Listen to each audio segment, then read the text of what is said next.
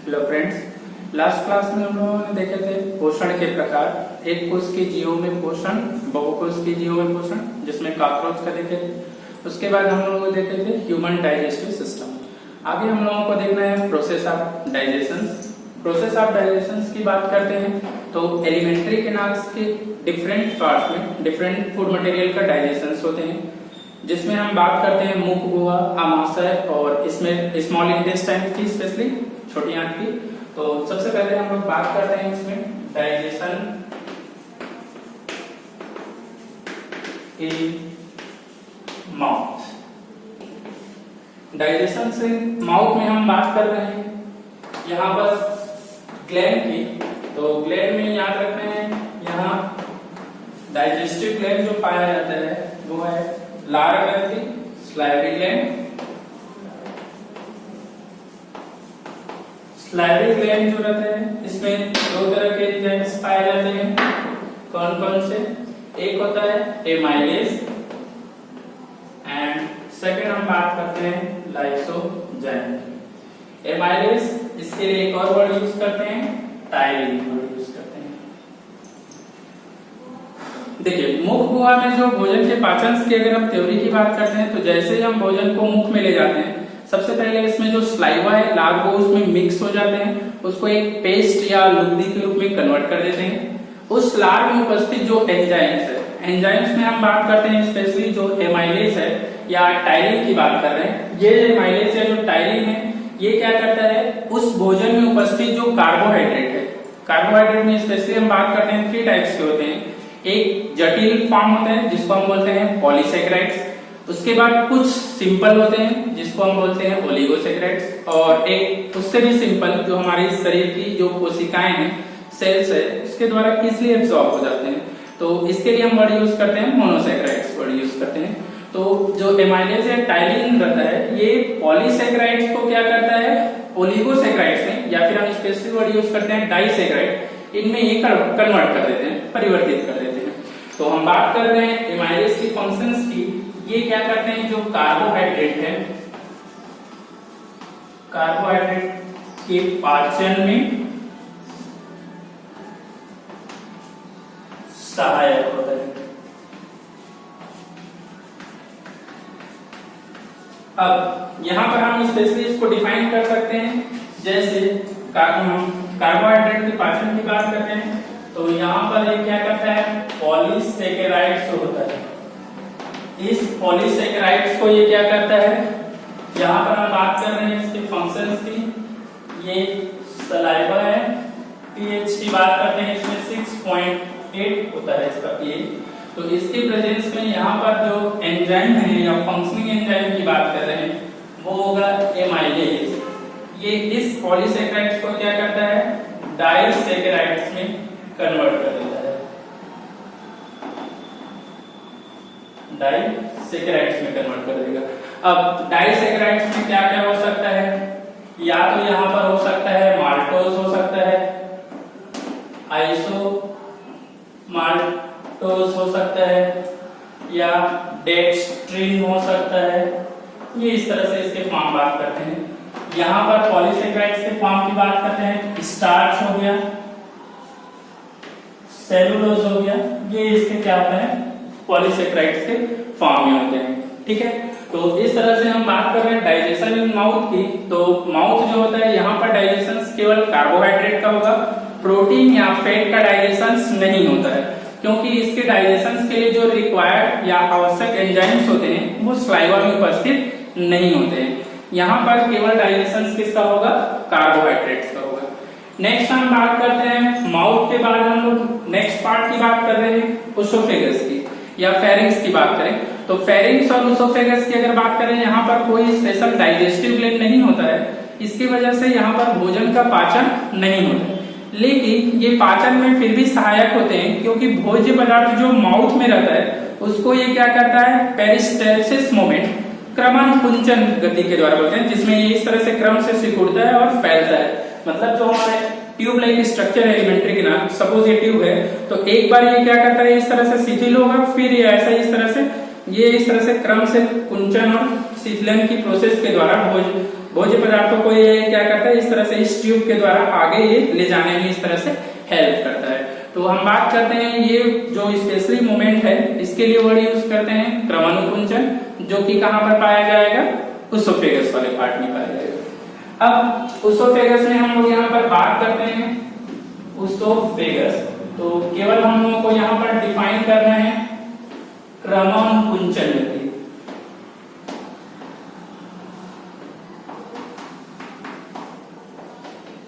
पेरिस्टेल्टिक moment word use करते हैं, ये हो जाएगा। इस मोमेंट के थ्रू भोज्य पदार्थ जो रहेगा या फूड मटेरियल रहेगा वो अब कहां पहुंचेगा, वो पहुंचता है आमाशय या स्टोमक में पहुंचता है। तो नेक्स्ट हम पार्ट की बात कर रहे हैं स्टोमक की।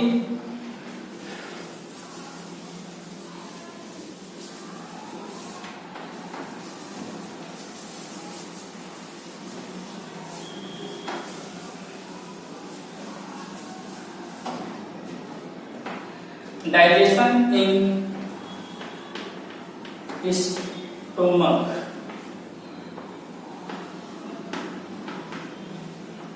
आमाशय में पाचन की बात कर रहे हैं। आमाशय में पाचन के लिए यहाँ पर अगर हम बात कर रहे हैं ग्लैंड की, तो यहाँ पर ग्लैंड पाया जाता है गैस्ट्रिक ग्लैंड,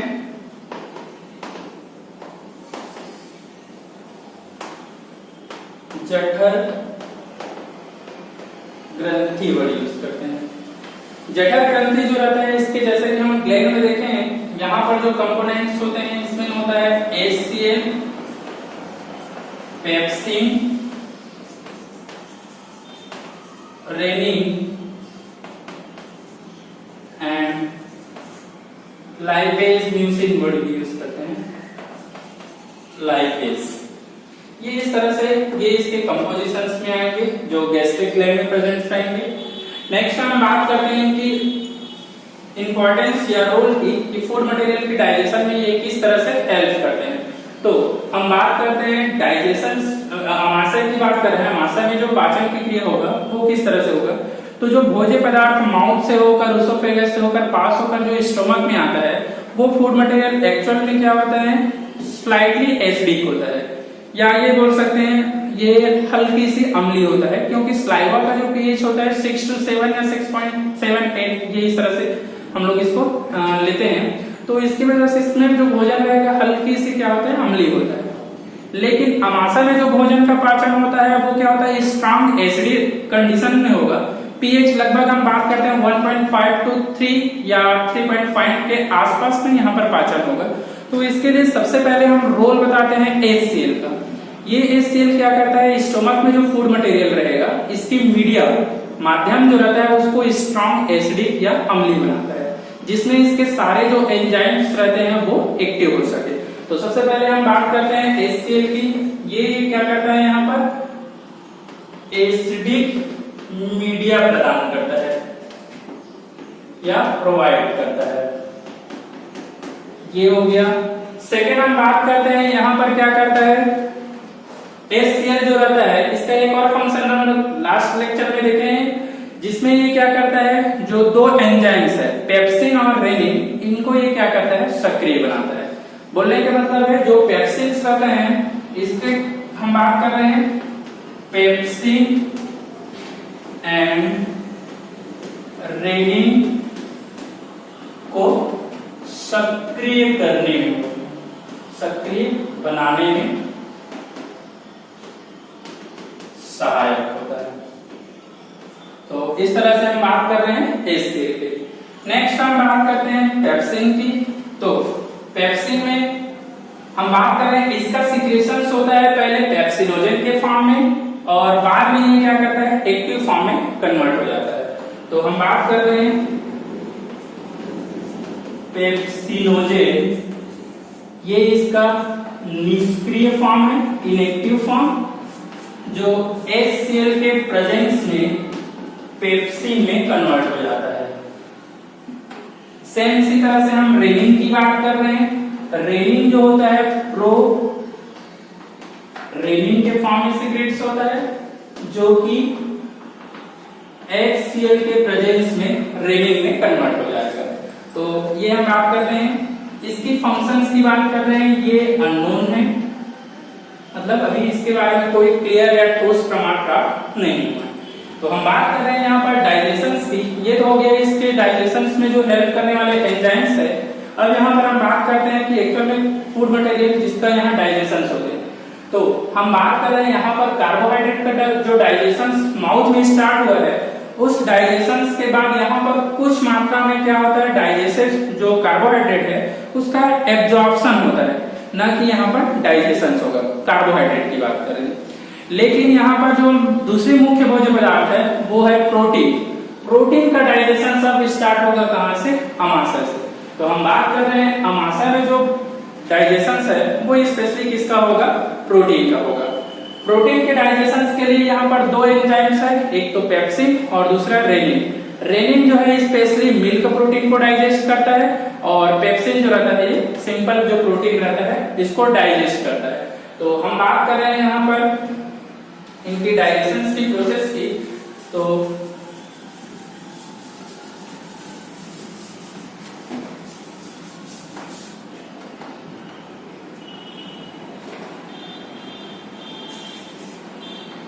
सबसे पहले हम बात कर रहे हैं प्रोटीन जो फूड मटेरियल में होगा।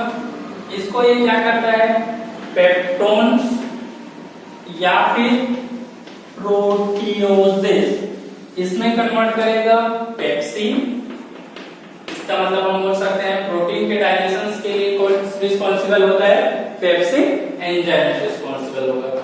सेकेंड हम बात कर रहे हैं अगर मिल्क प्रोटीन की, मिल्क प्रोटीन या फिर कैसीन की, तो इसके डाइजेशन के लिए हम बात कर रहे हैं जो रिस्पॉन्सिबल एंजाइम्स होता है वो है रेनिन। रेनिन जो रहता है ये क्या करता है, जो मिल्क प्रोटीन कैसीन है इसको क्या करता है, पैरा कैसीन में कन्वर्ट करता है, जो कैल्शियम से रिएक्ट करके कैल्शियम पैरा कैसीन में कन्वर्ट हो जाएगा। और कैल्शियम पैराकेसिन जो है फिर से प्रोटीन से रिएक्ट करेगा और आगे धीरे धीरे ये ब्रेक होकर सिंपल प्रोडक्ट में कन्वर्ट हो जाता है। तो इस तरह से हम बात करते हैं डाइजेशन इन स्टोमक की, अमाशय की। जैसा कि हमने बात की है HCl की, HCl यहाँ पर केवल एंजाइम को एक्टिवेट करता है, दूसरा माध्यम को कन्वर्ट करता है, और तीसरा जो माइक्रोब्स रहेगा, सूक्ष्म जीव रहता है, उसको ये क्या करता है, किल करता है, नष्ट करता है। थर्ड पॉइंट हम बात करते हैं यहाँ पर वो है डाइजेशन ऑफ स्टोमक से रिलेटेड। अगर कोई एनिमल ग्रेजिंग एनिमल है, मतलब चरने वाला जंतु है, तो यहाँ पर स्टोमक का जो स्ट्रक्चर रहता है वो मनुष्य की जो स्टोमक है इससे ये डिफरेंट होता है। तो हम बात कर रहे हैं जो ग्रेजिंग एनिमल है, ग्रेजिंग एनिमल मतलब हम बात कर रहे हैं चरने वाले जंतु की। तो चरने वाले जंतु मतलब सिंपल समझ में आ गया होगा। हम बात कर रहे हैं काऊ, गोट, काऊ गोट हो गया, इसके बाद जिराफ की बात कर रहे हैं, ये इस तरह से, और बफेलो भैंस वगैरह हो गया, ठीक है, हिरन हो गया, डियर वगैरह। तो इस तरह से हम बात कर रहे हैं जो ग्रेजिंग चरने वाले जंतु है इसकी स्टोमक की स्ट्रक्चर थोड़ा सा डिफरेंट होता है। इनमें जो स्टोमक होता है इसके लिए हम वर्ड यूज करते हैं रूमिनेंट स्टोमक।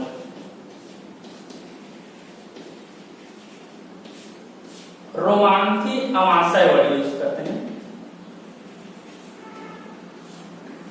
रोमांथी अमाशय। देखिए इसके स्टोमक की स्ट्रक्चर किस तरह से होगा, तो हम बात करते हैं कि रूमिनेंट स्टोमक या रोमांथी अमाशय की स्ट्रक्चर बहुत ही सिंपल होता है। इस तरह से ये इसोफेगस वाला पार्ट होगा, इसोफेगस वाला पार्ट ये इस तरह से आगे बनाएगा, ये इस तरह की स्टोमक स्ट्रक्चर बनाएगा।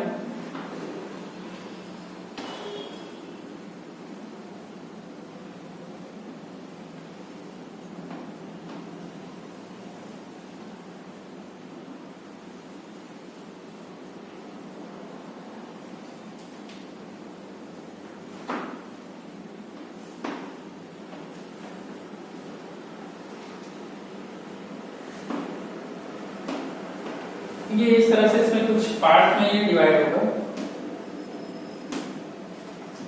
अब यहाँ पर अगर हम बात कर रहे हैं जो रूमिनेंट स्टमक की, तो ये वाला फूड मटेरियल को यहाँ पर इंटेक करता है, मतलब ये पार्ट एक्चुअल में है इसका उसोफेगस वाला पार्ट है, ग्रास नली वाला भाग। ये जो पोर्शन दिख रहा है ये पोर्शन है इसका अमाशय का पार्ट है। तो अमाशय में अगर हम लेवलिंग कर रहे हैं तो सबसे पहले तो हम बात कर रहे हैं ये पार्ट है इसका रूमेन। यहाँ पर ये पोर्शन जो दिख रहा है ये वाला पार्ट को हम लोग बात करते हैं रेटिकुलम। इसके बाद हम बात करते हैं ये वाला जो पार्ट है, ये वाला जैसे इसके जो पास इधर आ रहा है ये यहाँ पर एक ओपनिंग होगा, तो ये वाला भाग को हम बात करते हैं ओमेशम। और ये वाला जो पार्ट दिख रहा है लास्ट वाला पोर्शन ये एक्चुअल में आता है एबोमेशम का। तो चार पार्ट यहाँ से क्लियर दिख रहा है। सबसे पहला पार्ट है ये रूमेन, सेकेंड पार्ट हम बात कर रहे हैं ये जो नीचे की ओर है रेटिकुलम, नेक्स्ट पार्ट हम बात कर रहे हैं इसके आगे का पार्ट जिसको लिए वर्ड यूज कर रहे हैं ओमेशम, और ये वाला पार्ट जो वर्ड यूज करते हैं ओबेमेशम वर्ड यूज सॉरी एबोमेशम वर्ड यूज करते हैं। तो ये चार पार्ट इस तरह से हम इसमें डिफाइन करते हैं। अब यहाँ पर इसके जो प्रोसेस होता है किस तरह से होगा, तो सबसे पहले हमको पता है जो ग्रेजिंग एनिमल रहते हैं जब भी उसको फूड मटेरियल प्रोवाइड किया जाता है तो अपने जितने भी वो चारा है इसके भोजन के लिए स्पेशली हम चारा वर्ड यूज करते हैं, तो उस चारा को पहले वो क्या करते हैं मुंह के अंदर ग्रहण करते हैं और उसको फिर क्या करते हैं अपने स्टोमक में टेम्परेरी या अस्थायी रूप से स्टोर करते जाते हैं। अब जैसे ही वो क्या कर रहा है जितना भी उसका चारा या एक कैपेसिटी है उसको उतना ही टेक कर लेगा। अब वो आराम से जाके किसी एक जगह पर वो क्या करेगा बैठ के सिट करेंगे और उसके बाद फिर वो धीरे धीरे क्या करता है जो स्टोर किया रहता है फिर से उसको बैक कहां पर लाते हैं माउथ में लाते हैं। तो बैक जब लाएगा तो उसको फिर से छोटे छोटे बॉल के रूप में लाते हैं जिसके लिए स्पेशली वर्ड यूज करते हैं गोलस वर्ड यूज करते हैं, या इंग्लिश में बोलस वर्ड यूज करते हैं, हिंदी में उसके गोलक वर्ड यूज करते हैं। तो वो जो बोलस है उसके फॉर्म में वो फिर से रिटर्न माउथ में आता है। अब उसको वो आराम से क्या करते हैं चबाते रहते हैं जिसको हम बोलते हैं जुगाली करना वर्ड यूज करते हैं। तो इस तरह से भोज्य पदार्थों को अच्छे से फिर क्या करता है चबाते हैं। अब जब वो भोजन को सेकेंड टाइम ये स्वेलिंग या निगलता है तो भोजन अब वहां रूमेन में नहीं जाएगा, अब भोज्य पदार्थ रूमेन की जगह कहां पर जाता है ये रेटिकुलम में जाता है। रूमेन और रेटिकुलम की बात करते हैं, यहाँ पर कुछ सिम्बायोटिक सहजीवी जीवाणु पाया जाता है जो उस भोजन को कुछ मात्रा में ब्रेक करता है या जो उसमें सेलुलोज होता है उसको क्या करता है डाइजेशन में हेल्प करता है। जैसे ये फूड मटेरियल यहाँ पर आएगा अब भोजन जो रहता है यहाँ से आगे कहाँ ट्रांसफर होता है ओमेशम में जाएगा। ओमेशम जो रहता है यहाँ पर ये भोज्य पदार्थों में जो उपस्थित वाटर रहता है कुछ इसको एब्सॉर्ब करता है और उस फूड मटेरियल की जो कंसंट्रेशन है उसको बढ़ाने का काम करता है। सीधी सी बात है वाटर रहेगा तो वो डाइल्यूट हो जाएगा, उस वहां से वो वाटर को क्या कर लेते हैं उसकी कोशिकाएं एब्सॉर्ब कर लेते हैं किसकी ओमेशम की। फूड मटेरियल ओमेशम के बाद फिर यहाँ से पास होगा कहाँ जाएगा एबोमेशम में। एबोमेशम इसका क्या है अमाशय का लास्ट पार्ट है जो कि बहुत ही इंपॉर्टेंट पार्ट है। इसके लिए हम वर्ड यूज करते हैं ट्रू स्टोमक वर्ड यूज करते हैं।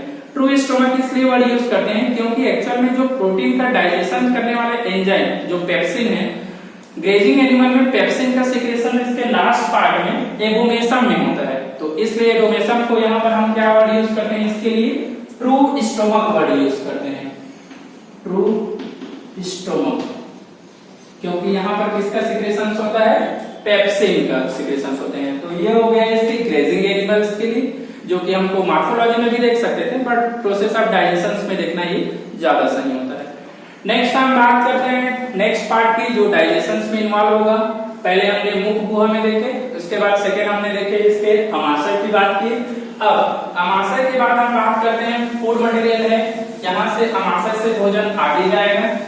आगे जो है वो जाता है स्मॉल इंटेस्टाइन में। स्मॉल इंटेस्टाइन में जैसे फर्स्ट पार्ट जो होता है इसकी बात करेंगे। तो नेक्स्ट हम बात करते हैं डाइजेशन इन स्मॉल इंटेस्टाइन, छोटी आंत में पाचन की बात करें। स्मॉल इंटेस्टाइन में हम स्पेशली पार्ट की बात कर रहे हैं। फर्स्ट पार्ट है इसका डिओडिनम वाला पार्ट। तो ग्रहणी डियोडिनम की बात कर रहे हैं, ग्रहणी। यहां पर अगर हम बात कर रहे हैं ग्लैंड की, तो ग्लैंड यहां पर क्या होता है, एब्सेंट होता है। ग्रहणी वाले भाग में कोई भी पाचन ग्लैंड नहीं पाया जाता, पर फिर भी ये डाइजेशन के लिए बहुत ही इंपॉर्टेंट या महत्वपूर्ण होता है। रीजन ये है क्योंकि यहाँ पर क्या होता है, जो पित्त रस है और पैंक्रियाटिक जूस मतलब अग्नाशयी रस है, दोनों कहाँ स्रावित होता है, ग्रहणी वाले भाग में या यहाँ पर मुक्त होती है। तो इसलिए ये पाचन के लिए बहुत ही इंपॉर्टेंट होता है, महत्वपूर्ण होता है। ठीक है, तो हम बात कर रहे हैं यहाँ पर पित्त रस, बाइल जूस एंड अग्नाशयी रस।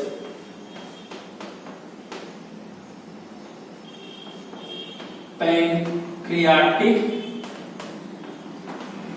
जूस का स्त्रावण ग्रहणी में होता है, ग्रहणी में होता है, इसलिए पाचन में महत्वपूर्ण इंपॉर्टेंट होता है, महत्वपूर्ण होता है। क्लियर है? तो ग्रहणी के लिए यही याद रखिएगा, ग्रहणी में कोई स्पेशल ग्लैंड नहीं होता है, पर यहाँ पर पित्त रस और अग्नाशयी रस स्रावित होता है, इसलिए पाचन के लिए बहुत ही इंपॉर्टेंट होता है या इंपॉर्टेंट रोल प्ले करता है। जैसे हम बात करते हैं यहाँ पर ग्रहणी वाले भाग में, जब पित्त रस और हम बात कर रहे हैं यहाँ पर क्या होगा, अग्नाशयी रस जो सिक्रेट्स होते हैं, तो उनकी हम बात कर रहे हैं अलग अलग। जैसे बाइल जूस की बात कर रहे हैं, तो बाइल जूस की कंपोजिशन हमने पहले देखे हैं, इसमें दो तरह की चीजें पाई जाती हैं। पहला, एक तो इसमें होता है बाइल साल्ट पाया जाता है, पित्त वर्णक बोलते हैं, जिसमें पित्त लवण बोलते हैं, जिसमें सोडियम ग्लाइकोलेट, सोडियम टारोक्लेट, ये लास्ट लेक्चर या वीडियो में देखे होंगे। और दूसरा हम बात करते हैं यहाँ पर पाया जाता है बाइल पिगमेंट पाया जाता है, जिसमें हम बात करते हैं सोडियम ग्लाइकोलेट, सोडियम टारोक्लेट, ये सारी चीजों की।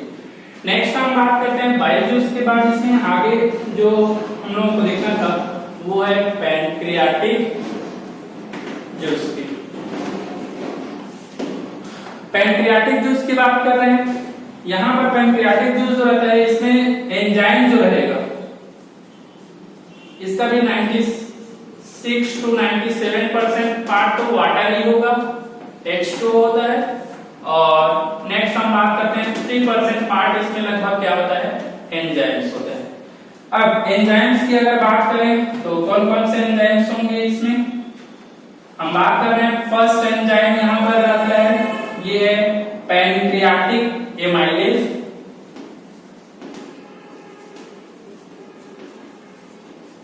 सेकेंड हम बात कर रहे हैं पैंक्रियाटिक एमाइलेज के बाद ट्रिप्सिन एंड काइमोट्रिप्सिन। नेक्स्ट हम बात कर रहे हैं थर्ड इसमें आ जाएगा न्यूक्लियेजेस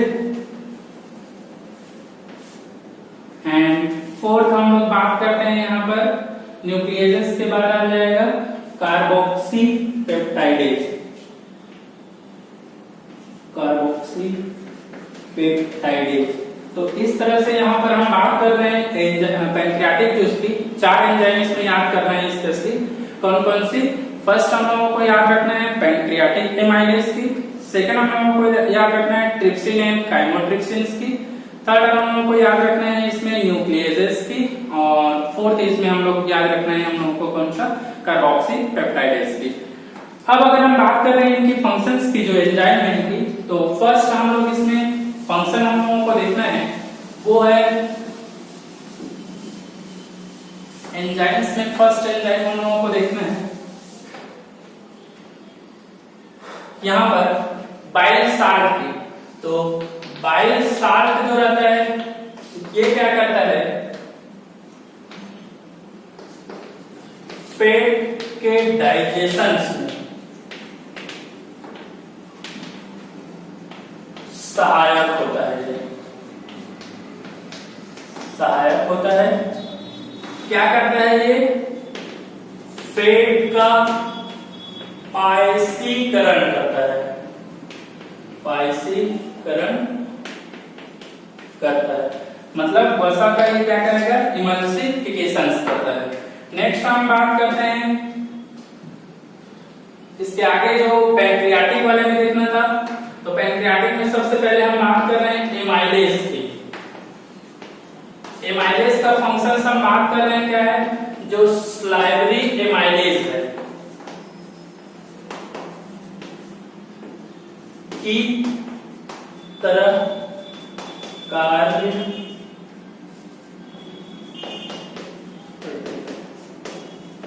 ये इस तरह से आ रहा है। अब स्लाइवरी एमाइलेज याद होगा क्या काम करता है? स्लाइवरी एमाइलेज जो रहता है ये पॉलीसेकेराइड्स को डाइसेकेराइड्स में कन्वर्ट करता है, जैसा कि हमने इस वीडियो के स्टार्टिंग में देखे हैं आज। नेक्स्ट हम बात कर रहे हैं सेकंड जो रहेगा trypsin and chymotrypsin. Trypsin and chymotrypsin, trypsin and chymotrypsin की बात करते हैं तो ये क्या करता है? जो पेप्टाइड्स है, पेप्टाइड्स एंड पेप्टोन्स जो रहेंगे को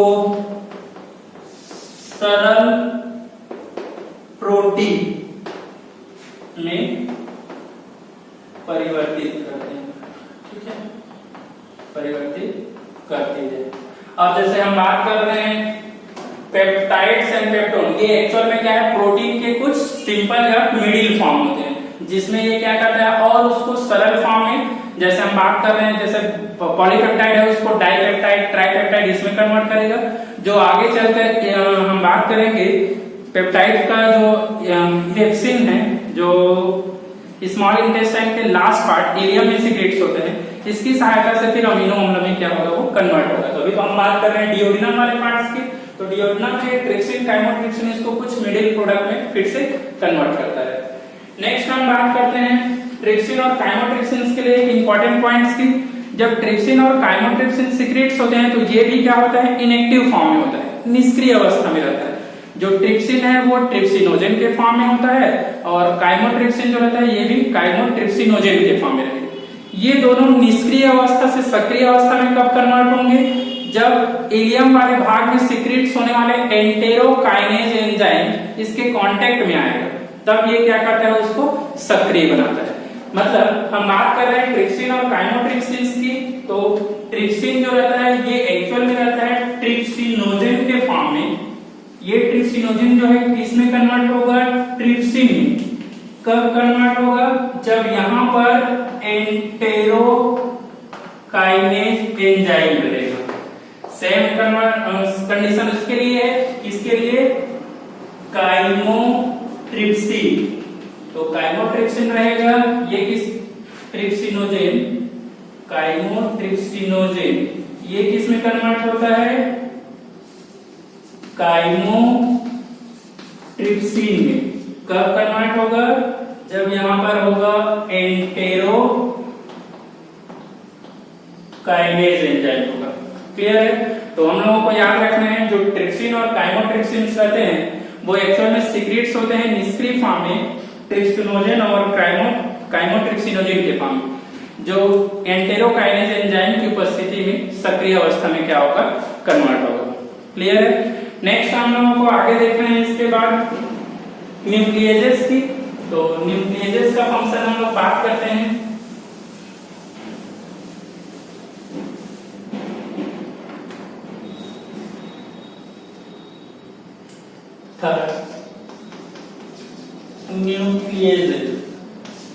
न्यूक्लियेजेस जो रहता है ये क्या करते हैं? न्यूक्लिक एसिड, नाभिकीय अम्ल बॉडी होते हैं। नाभिकीय अम्ल डीएनए आ रहे हैं, डीएनए एंड आरएनए के पाचन में सहायक होता है, के पाचन में सहायक होता है। तो ये इस तरह से हम बात कर रहे हैं न्यूक्लियेजेस की। और फोर्थ हम लोग बात करते हैं इसमें कार्बोक्सी पेप्टाइडेज।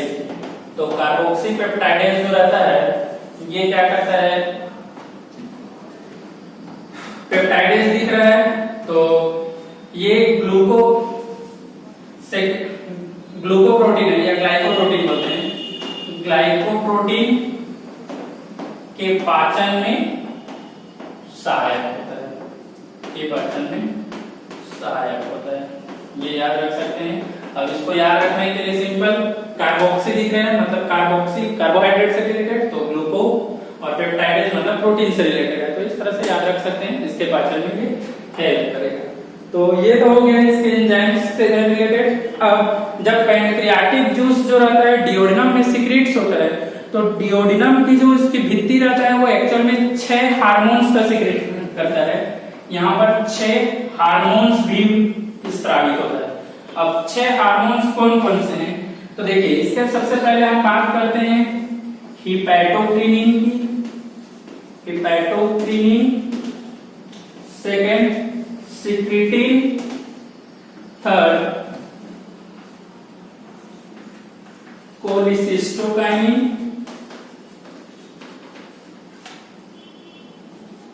पैंक्रियोजाइनिन,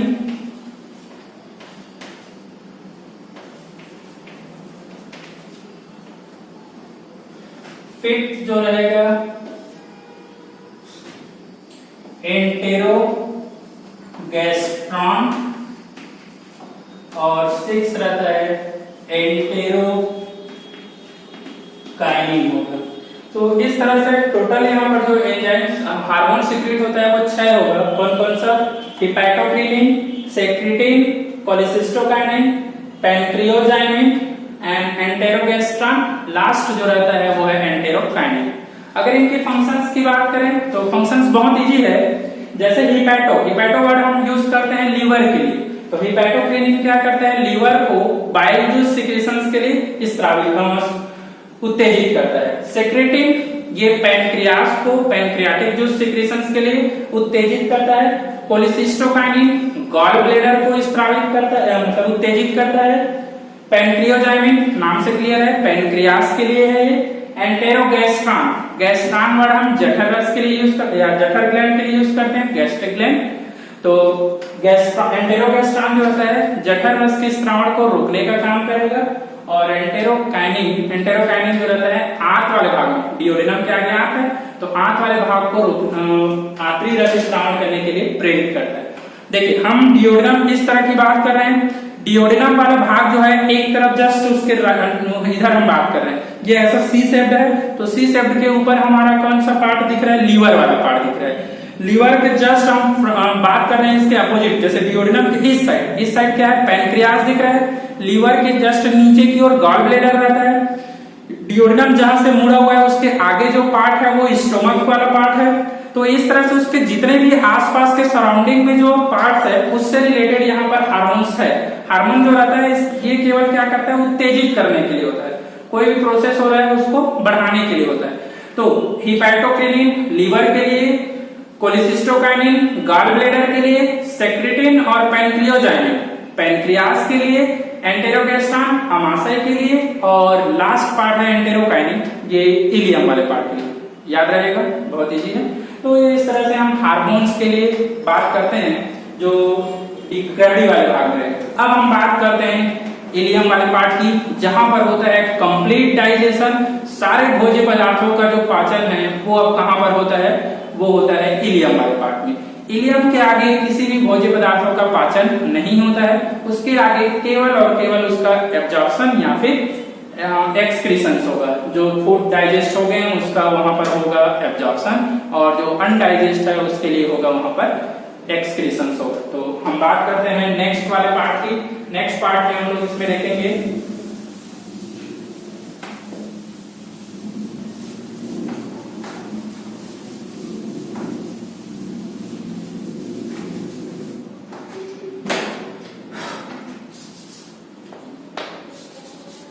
सेकेंड पार्ट है इलियम, स्मॉल इंटेस्टाइन का छोटा सेकेंड पार्ट है।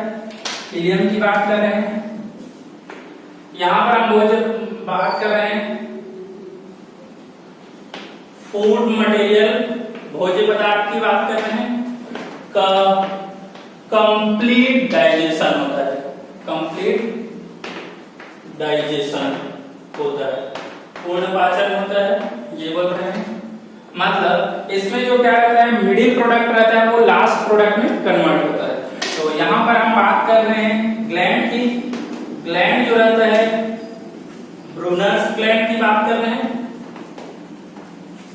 अब ब्रूनर्स ग्लैंड जो रहता है ये एक दरार या छिद्र के द्वारा बाहर सिक्रेट्स करता है, जो है Lieberkuhn crypts of Lieberkuhn. Lieberkuhn की दरार बोलते हैं इसको, लिबर कून की दरार। ये इसके द्वारा ये क्या करता है, एक्चुअल में अपने जो भी एंजाइम्स है उसको ये क्या करता है, छोटी आंत में या इलियम वाले भाग में स्रावित करता है। तो हम बात कर रहे हैं यहाँ पर जो एंजाइम्स होता है, एंजाइम्स में कौन कौन से होंगे, छोटी आंत में जो एंजाइम होगा, फर्स्ट हम बात करते हैं इरेप्सिन, सेकेंड हम बात कर रहे हैं एंटेरोकाइनेज जो ट्रिप्सिन काइमोट्रिप्सिन को उत्तेजित करता है, थर्ड हम बात करते हैं यहां पर होता है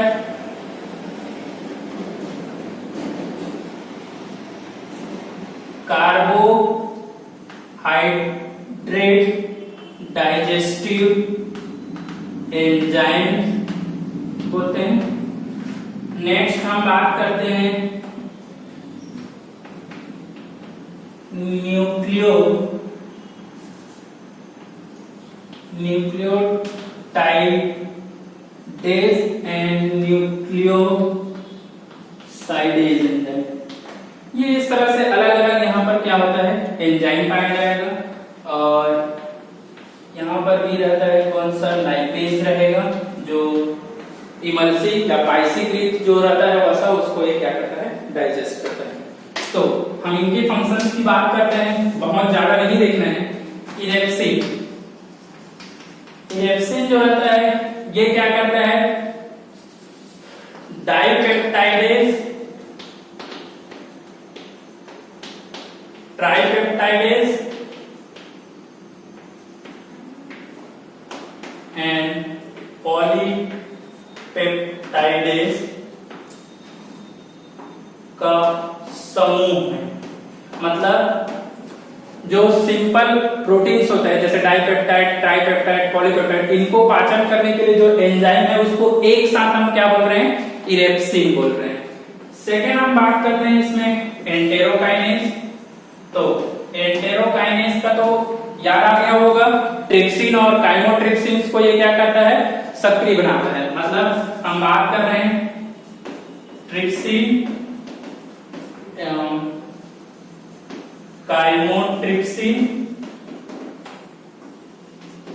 को सक्रिय करने के